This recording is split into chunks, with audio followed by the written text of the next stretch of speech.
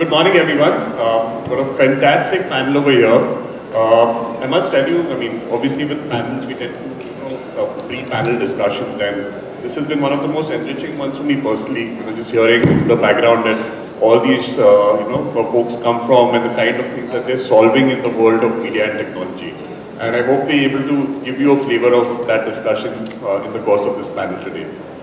So one of my favorite thinkers, Naval Ravikant, actually has an interesting thing to say. He says that you may not think that you're in the business of technology, but there will be a technology company in your business soon enough, right? And that's the world that we operate in. And everyone on this panel here is in some way solving for technology that powers the world of video, content, media that we see all around us. So I'd like to start with Ajay, and Ajay is with Tata Elxsi, and he has a very wide perspective of the industry. We've been seeing a big convergence of broadcast, OTT, all the things that we see around us. Technology is a big part to play in it. What is your view of this world? How is it shaping up, and how is Tata Elxsi helping shape this world along with the people and the players in it?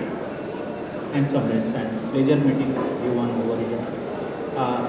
When we will talk about any trend to come to life, and convergence is also a trend which we have seen from last many years, which is almost coming to life. We saw quite a few videos, at this moment product video, which is nobody is talking about a channel, nobody is talking about a live television, everybody is talking about I have OTT and I have live television. So that convergence is already there.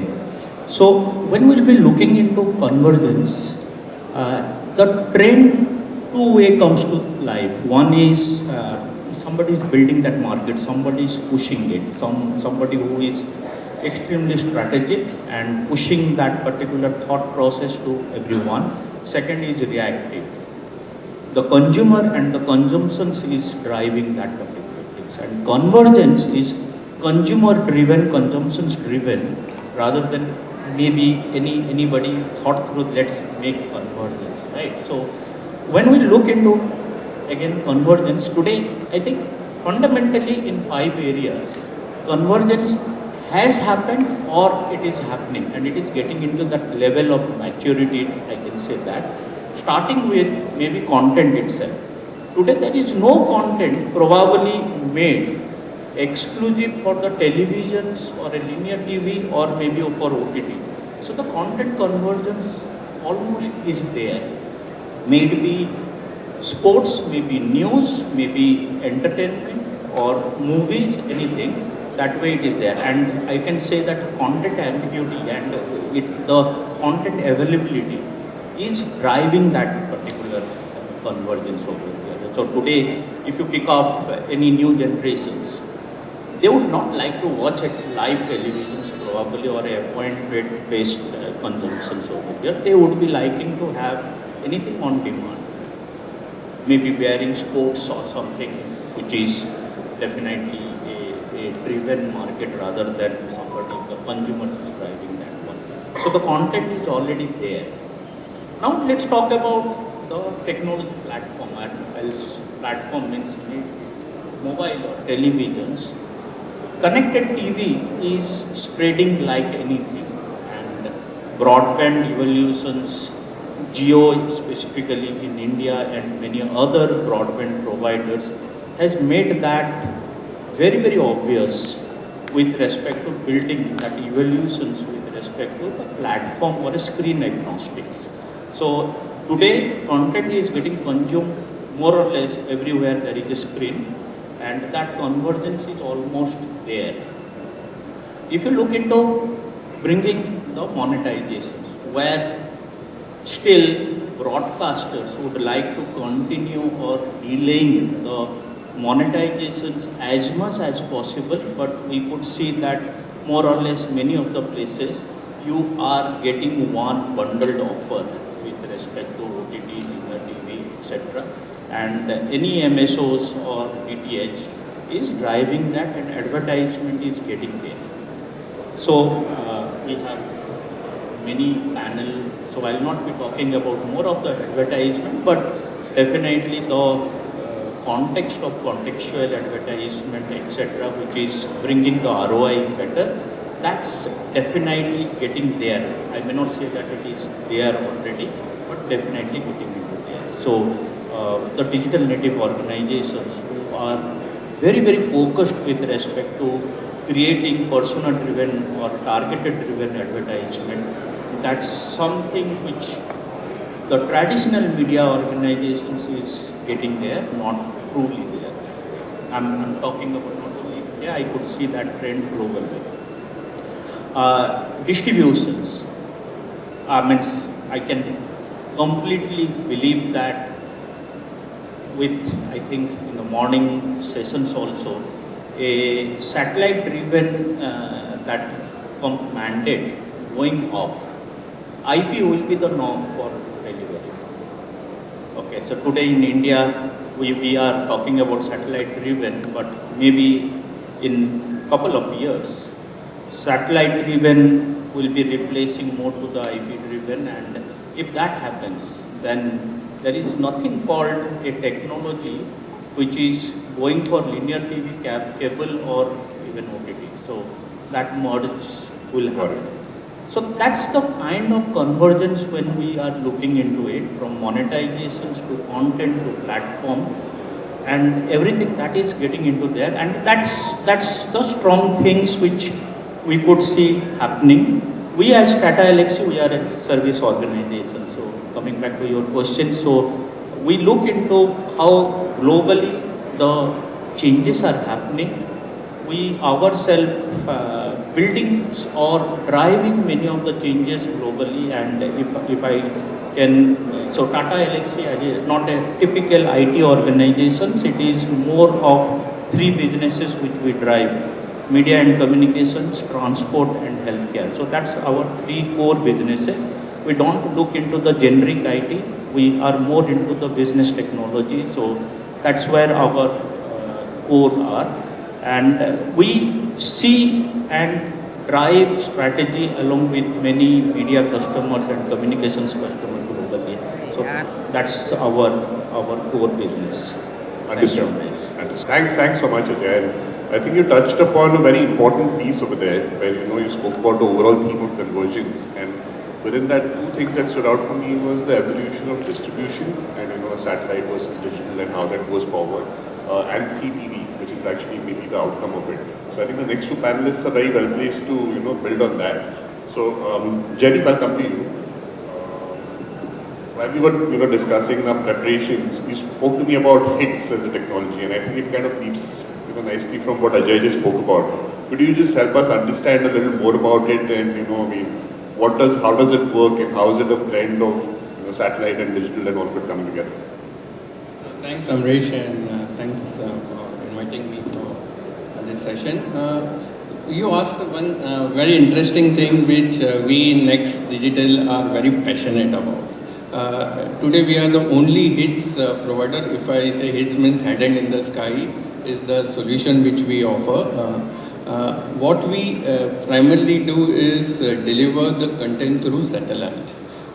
We started this almost 10 years back, where reaching out to various tier 2, tier 3 cities were always a challenge. Fiber network was not that matured, and again reliability was a big question. So with this technology, what we are doing is with a very, very low cost, we are enabling the LCOs of the world to start their own services in these small towns, even in big towns also if they want to do, because that typical header infrastructure which is very capex and opex intensive requirement comes down drastically.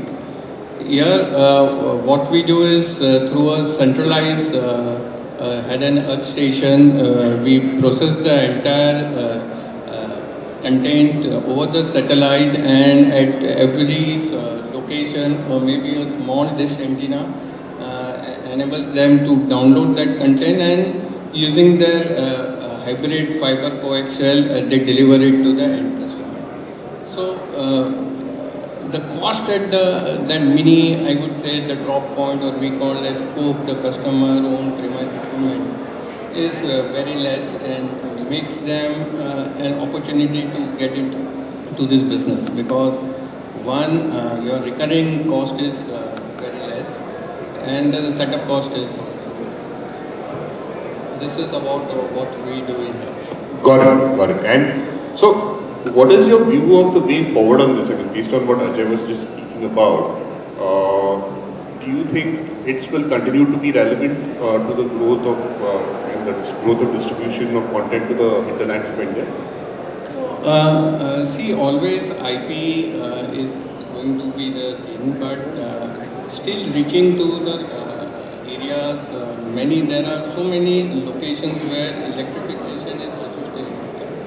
So, challenge is going to be there. Yes, over the future, IP is going to be the main point. This is going to that. Even today, if we look at it, we are offering a hybrid solution. We are giving IP connection also to our operators who are our HITS operators and give them the IP piece as well.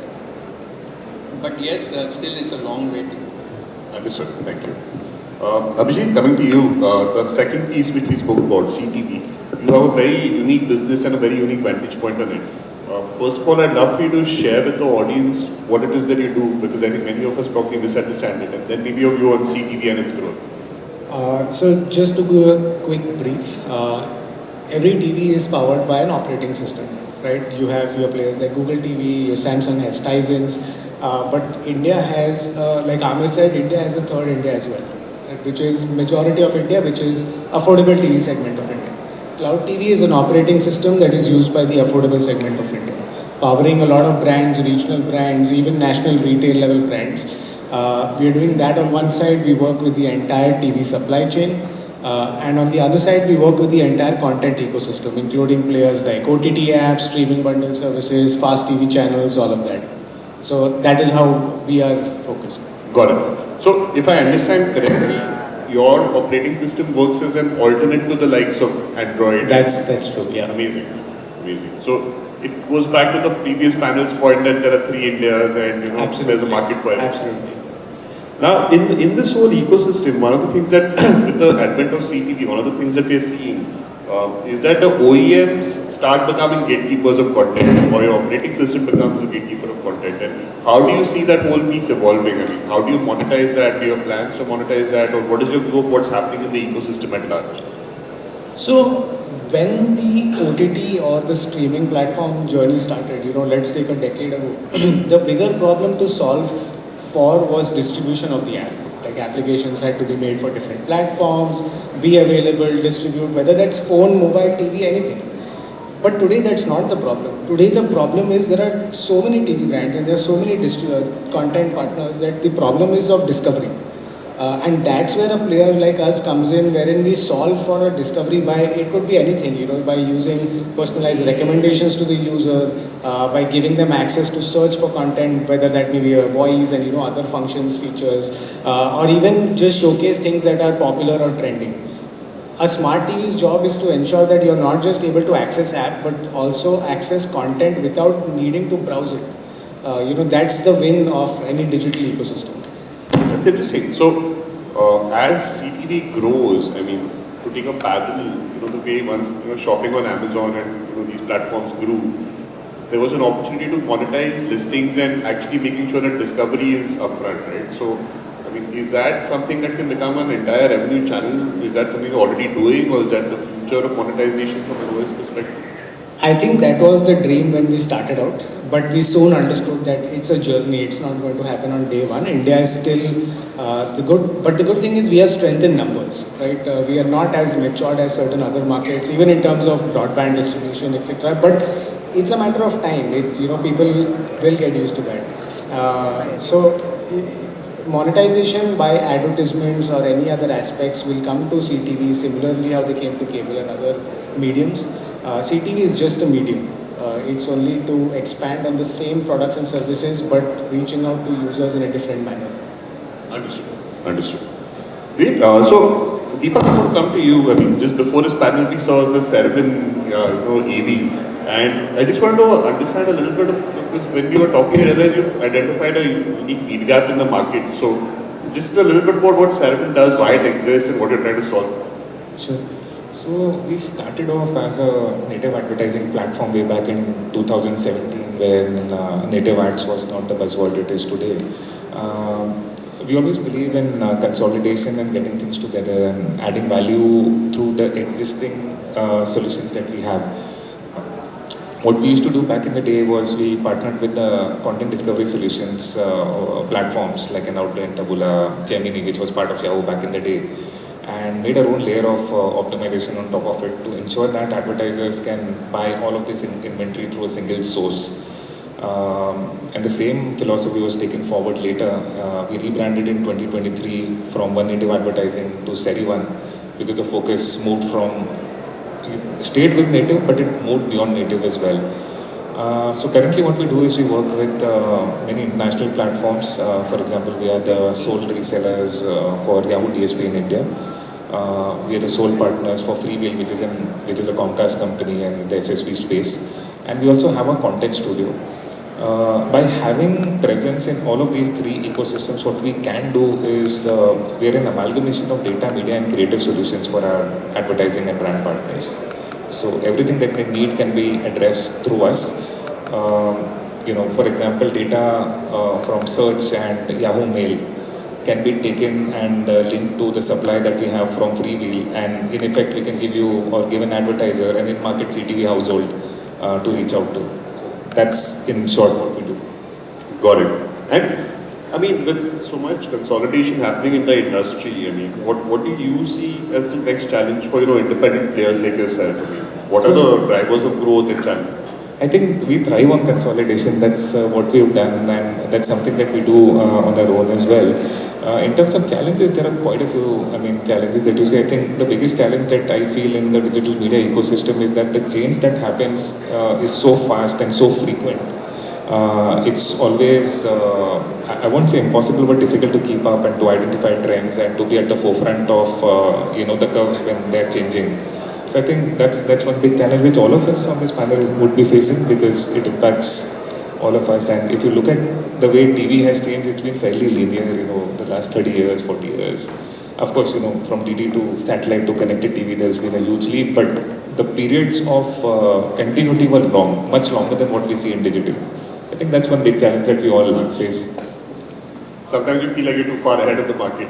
Yes. That is also a challenge at times. Got it. Aditya, coming to you, you work at the intersection of content and monetization, right? And let me ask you a slightly controversial question. So what is broken in how ad inventory is managed across platforms today, and what role can tech play in fixing it? First of all, thank you for having me on the panel. So this is a very interesting question. So over the last 15 years, we have been very, very fortunate to work with publishers across the globe. And I would say that this is the third wave that we are seeing. We first started with your online web, then it was mobile, and now it's OTT, CTV. And what we have seen is, from a publisher's perspective, even though they have all the content, they're always the last one to get compensated for it. So from a publisher perspective, what needs to happen is they need to get access to their audience data and to their monetization data, so that they can make money. And also, if they have audience data with them, they can understand how their content is performing and continue to build more relevant content for their audience. So from a technology perspective, having publishers their own self-serve marketplace where they can directly connect with their buyers, where they can directly connect with their audiences would be super helpful. And thankfully, the way technology has progressed, it has become exponentially affordable to have your own white label marketplace where you can reach out to your buyers, you can reach out to your audiences as well. And having those insights through your own marketplace will definitely be super helpful. Understood. And there's a lot of talk that we've been having for a few years now about third-party cookies vanishing, right? And how do publishers build better audience insights and all of that? And I mean, how real is this now? Because you've had a couple of, false starts on saying that third-party cookies will vanish. So is this something people really need to prepare for? Should they continue, with the efforts to reduce reliance on them? Third-party cookies, honestly, they are not going to go away anywhere anytime soon. I think Google has tried to push it out a number of times, and I think now they've actually stopped even talking about third-party cookies going away, because their entire monetization ecosystem is built on that. So with that, I think third-party cookies will continue to be around. Having said that, publishers really need to now focus on making sure that they collect their first-party data, right? And then once they have collected their first-party data, they need to kind of segment it, create cohorts out of it, and then once cohorts are created, activate that. Obviously, from an agency perspective, you're pretty sure familiar with the audience activation, and then kind of monetize their first-party data. So just because there is no talk of third-party cookies going away, publishers should not lower their guard on first-party data. They should definitely continue to invest on their first-party data, build it, understand it, and it will also help them in better understanding their own audiences. It will help them in creation of better content for their audiences.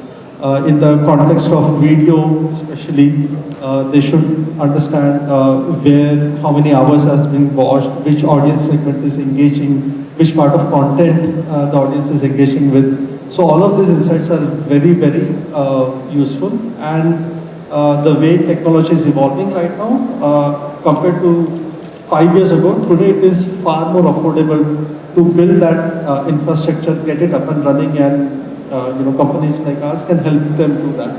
So definitely focus on first-party data. Don't hold your breath on third-party cookies going away. Understood. Well, that's brilliant. I think no technology conversation today can be complete without understanding for a given industry what is the impact of AI/generative AI, right? And Ajay, maybe I'll come back to you for that, but I'd love a view from all the panelists over here, because I'm sure, considering the impact of generative AI in your businesses or your vantage points in different ways. So Ajay, if you could share a little bit about your view of the industry and where is Gen AI going to play a part? Where is it already playing a part? Is it playing a meaningful role? Will it play a meaningful role? Yeah. So if I'll talk about the AI market today in 2025, it's more than 25 billion. And if I'll only consider Gen AI, which is definitely not truly there, it's a healthy 2.5 billion and a growth rate of more than 25% CAGR, which is definitely see that potential where Gen AI is growing rapidly. And if we believe PwC, the second industry after technology and software is media organization who will be adopting Gen AI. That's if you consider all the industry today. So media and communications that way, or I'll put media and entertainment, has huge potential with respect to Gen AI. And where the things are changing, if I'll bring out a global perspective over here, again, if you look into content generations, that's where one of the major changes are happening. So giving you an example of Coke. Quite a few advertisement content creations, the ad copies are getting created using Gen AI. If I'll talk about NBCU, NBCU got a fantastic platform called, I think, One Platform, One Advertisers or something like that, where they have built up using AI and augmenting the data using Gen AI to create a huge potential personalizations engine over there for advertisement and free will, direct TV, integrated truly over there. I'm sure you know about it, and that's where we could see a huge potential how data is getting augmented along with GenAI with respect to that. So that's the second cases. So content creation is one of the bigger area with respect to GenAI. Second area which is quite getting adopted not only globally, in India also, the content management and the ops aspect. So how the content workflow is getting built up, how you are enriching metadata, how you are creating a synopsis, all these things, content summarizations, creating promos, creating a quicker bite, summarized content. That's again a aspect which is a sports highlight. And one of the great example of sports highlight is Olympic IOC is more or less adopted all their summarization, that is highlight, for 14 sports already using GenAI. And so content ops and content management is a second largest area. Monetizations, we briefly spoken about monetizations. Content personas, how you are augmenting that. That's the third things which is very, very popular. Distributions, while you are using Edge AI and building of content personalizations and content advertisement targeting directly from the Edge AI, directly from the devices. That's the fourth largest things which I can talk. And the consumer experience. When we will talk about the consumer experience, how your content layout is happening. Okay, how you are using multi-citizen strategy maybe for a better experience. All this customer experience aspect is coming out very, very large way. So these are the primarily 5 areas where we could see globally content creators and content publishers are adopting GenAI. Not at a level of maturity, but many organizations are started doing very lucrative, nice activity. Netflix, we all know about it. On the personalization aspect, they are there, and I am sure many of the other organizations, OTTs, are trying to reach there, but definitely Netflix got a market leaderships in that, and that's where I think a lot of benefits companies are reaping with respect to using GenAI. And obviously cost cutting is one of the major driver for using automations and AI technology. So that's my view. Understood. Understood. Thanks, Ajay. You shared a bit of use cases. So, Jaydeep, I'll ask you a more focused question. As CTO for a company like yours, is AI and GenAI the top of mind thing for you, or is there another underrated technology that you're thinking more about right now? So if you talk about local content delivery, today also we have made a provision when we connect any LCOs or last mile distribution partner over hits or a conventional cat TV thing, we allow them to insert their local content, because right now in linear TV that is the option available. But when we talk about going forward, moving towards IPTV, going into more on the IP side, content AI, yes, is going to play a major role, combined with having a local data center at every town. Because if the content is local, then the latency, the transport cost would come down, which will make it affordable for them to distribute it across the network. So having small caching boxes maybe in say a cell site of that town, local micro data center, edge computing are some of the things which would be very handy. And with IPTV, I think we can do a whole lot of things once it is fully, I would say, accepted by the end customers. Got it. And Abhijeet, for you, this is probably an in-product use case, right? I mean, all the new generation iPhones and all the new operating systems have GenAI embedded as part of the operating system. So is that something you've already done, planning to do? What are the opportunities and threats of GenAI for you in your business? Yeah, so there are many things. For example, one of the prime things where we already use it is in our voice assistant, right? To make context of what the user is searching for. you could say प्यार तो होना ही था, but you're not falling in love with the TV. So the TV needs to understand what you're searching for. These kind of context understanding is something that we're using AI for. But one of the things that he touched upon was building up your synopsis or metadata, enriching your data. Now these are things that are so vast that you really can't put in like teams of hundreds of people who are just doing this. Associating not just genres but going beyond and associating feelings or certain moods with scenes, etc., can be done only with that. And once you plug in those kind of genres or moods and feelings with advertisement, suddenly you're building a different kind of contextual advertisement stack. These are ways where we look at how AI will help this industry. I do think it's a word that's thrown around far more than it should be. We all need to look into it from a point of view of use case, not just as a marketable feature. So yeah, that's my 2 cents on it. And I assume you're not building bespoke models, right? You would be partnering or embedding some existing models. So, of course, building models is going to take time. But what you would generally want to do is use models that might be useful for you and enrich that with your data. A lot of what is happening on your platforms or your customers is not something that's generic. It may be happening, but it's still a niche that you hold. So, data is going to be key to driving and retaining customers from a long-term perspective as well. Understood. And Deepak and Aditya, I think we have enough time for both of you to just give us a summary of Gen AI and its impact in the industry and your businesses respectively. Whichever one of you wants to go first. So, in our businesses, in my business, for example, there are 2 parts. One is the advertising side of the business, and the other is the content side of the business. And we're using a bit of AI in both sides. On the content side, it is, or actually both, it's reducing a lot of grunt work for us. We see that as something that can aid productivity. It's not something which I feel can replace everything that we are doing currently, or in terms of resources or something like that.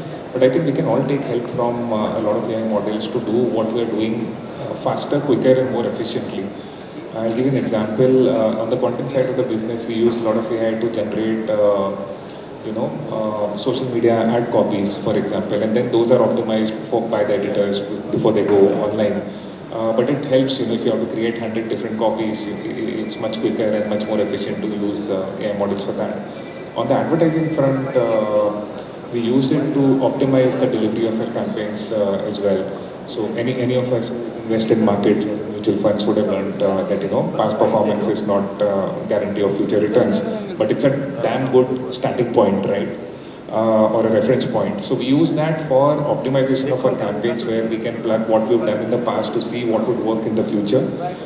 So what this does is, it may not be it's a means to an end, basically. It's not an end in itself.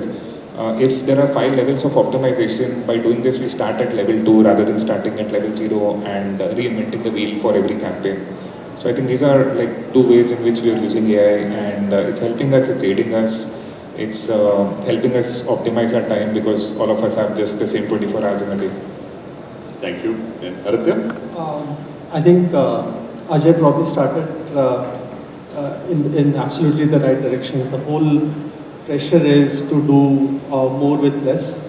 Everything is on the table these days. So tell me how you can do 5x with 1/5 cost, right? So that's where Gen AI becomes table stakes, or now agentic AI, or whatever flavor of the day for AI you have. But I would bring out 3 specific use cases. One is dynamic creative optimization, which has been there before, but now with Gen AI, what you can do is create new versions of the creatives very, very quickly, and at a very cost efficient manner. And in the process of doing so, you can take a video feed in real time, look at the context of the feed, and in real time create a creative which is in context of that video or the scene that you're watching just before the ad. So that becomes very powerful. It almost feels like the ad is part of the content that you're watching. So that's one. Second is we work a lot on workflow automation, whether it's on the sales operations side or ad operations side or revenue operations. So on the sales ops side, one of the most common use cases is I've got a proposal from the sales team, sales team has closed a deal and has a proposal. Now what I want to do is take that proposal, create a deal out of it, then placements, then campaigns and so forth, so on and so forth. Today it is a fairly manual process and you're kind of re-entering the data. With AI, you enter the data once and then it automatically flows across. And what would take you about 4 hours to activate a deal, you could probably do it in 30 minutes. On every time a proposal is accepted, almost 80-85% of things are automatically done. And then you have like an ad ops person who is just overlooking it, cleaning it, keeping it, and just activating it. So that's the second use case. Third is obviously conversational UI or conversational AI for insights, right? So instead of manually creating reports, saving them, sending them, it's going to be a lot more voice driven, right? So hey, tell me, so when you see, hey Siri, similarly, you would ask a question and you would get relevant answer, but in the context of your own data. So there are a lot of models, like if you go to huggingface.com, there are a lot of AI models you could leverage specifically for your use case, and then like Abhijeet said, you'll have to take that model, make it your own using your own data, and then build on top of it. So I believe over the next few years to come, the number of use cases are going to explode exponentially from an AI perspective in every aspect of the business that you're doing, and it will become table stakes. So it's super exciting to see, how it's going to evolve further. Amazing. I think we have just enough time for a couple of quick rapid-fire questions. Just before that, I think I'll just summarize the themes that we've kind of seen emerging in this conversation for the sake of the audience. I think convergence is one big theme that involves, how distribution will change, say satellite vis-a-vis digital, the growth of CTV, which is an outcome of it. The fact that there are multiple tiers in India and therefore you'll have different operating systems. The fact that you need to distribute content in different ways, integrate that entire workflow from content to advertising. The fact that third-party data may not go away, but you should still be preparing for it. And of course, AI has a use case for everything from content to analysis to insights. So I would just call it intelligent content serving really in the context of our environment. So having had this wonderful chat and we've already covered AI. In one line, can each of you tell me what is the one emerging tech that you're personally excited about besides AI? Starting with you, Ajay. I believe the agentic is taking really a great shape with respect to converging and the cost-cutting aspect. So the RPA taking a leapfrog with agentic, and that could be a technology which is good to watch for. It's still AI though, that's cheating. Still AI, I mean, sir, yeah, still AI. Still No worries, no worries. Jaydeep? If you ask me today from my point of view industry, last mile delivery, we need to see what innovation can be done there, so wireless is one area which we should explore it fully to deliver the content to the end customer. 5G is an emerging technology, I think we should use that, and there are technologies like free space optics which people are not talking or using about, but it's an interesting technology to deliver. Got it, thank you. According to me, CTV advertisements is something that is very interesting. This is a completely new space, not just in India, generally globally. Most companies are still trying to crack this in the right way because it's so new that advertisers, CTV OEMs or streaming platforms are still trying to crack new mediums in this space. There are more tech coming out in it, AI being one of it, we can't hide away, but there are new things that are coming out. So that is something that's super exciting. Got it. Before I get to the answer, I just wanted to share one quick fact. You spoke about convergence a lot, we all spoke about it today. The first time I heard this word conversion was in 2003 when I used to work at IndianTelevision.com with Anil sir. And for the life of me, I could not understand how TV, digital and content will all flow through the same pipe. But hats off to Anil sir and to being always cutting edge of technology and bringing it to India and grooming people like us to be what we are today. To answer your question, one good technology that I see, I don't have to look far, I just have to look beside me.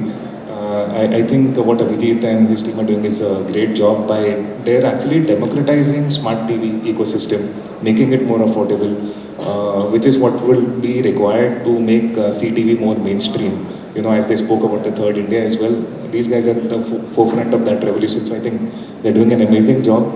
And at CereOne, we are proud to be one of their partners in monetizing their solutions as well.